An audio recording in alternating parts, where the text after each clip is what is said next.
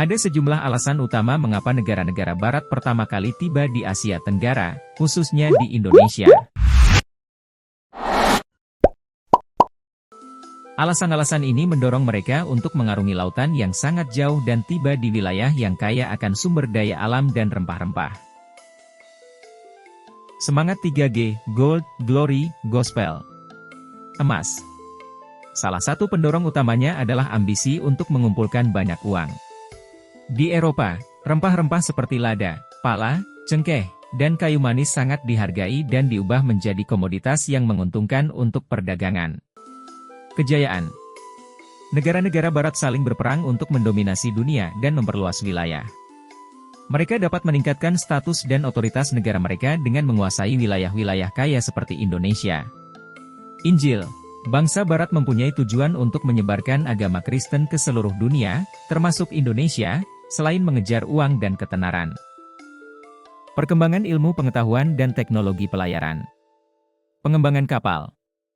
Negara-negara barat mampu melakukan perjalanan lebih jauh dan lebih jauh dengan aman berkat munculnya kompas, astrolab, dan kapal-kapal yang lebih kuat. Peta dan navigasi. Para navigator mampu mengidentifikasi rute pelayaran yang lebih efektif dengan menggunakan peta yang lebih akurat dan pemahaman tentang arus laut. Runtuhnya Konstantinopel.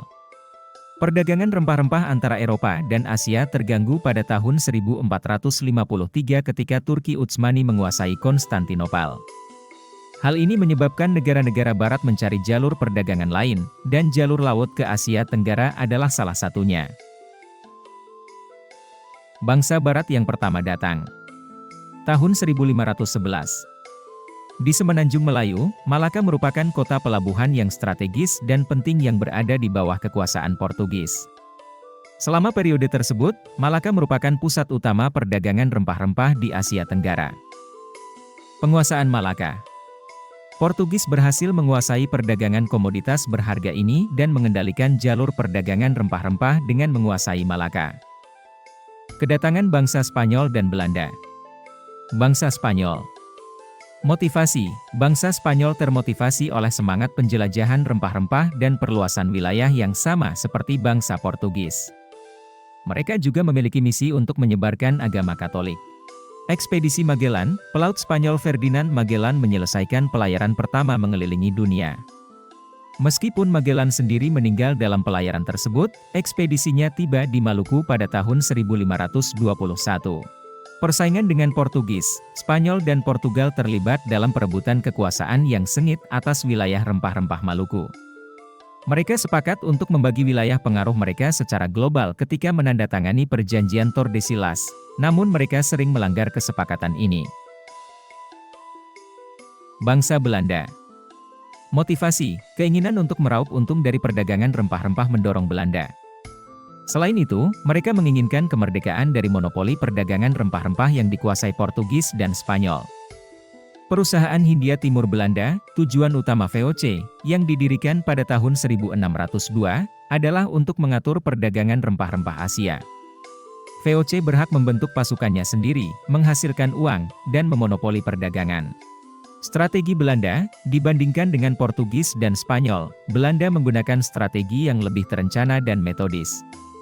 Mereka mendirikan benteng, menjalin hubungan diplomatik dengan kerajaan tetangga, dan, jika diperlukan, terlibat dalam perang terbuka.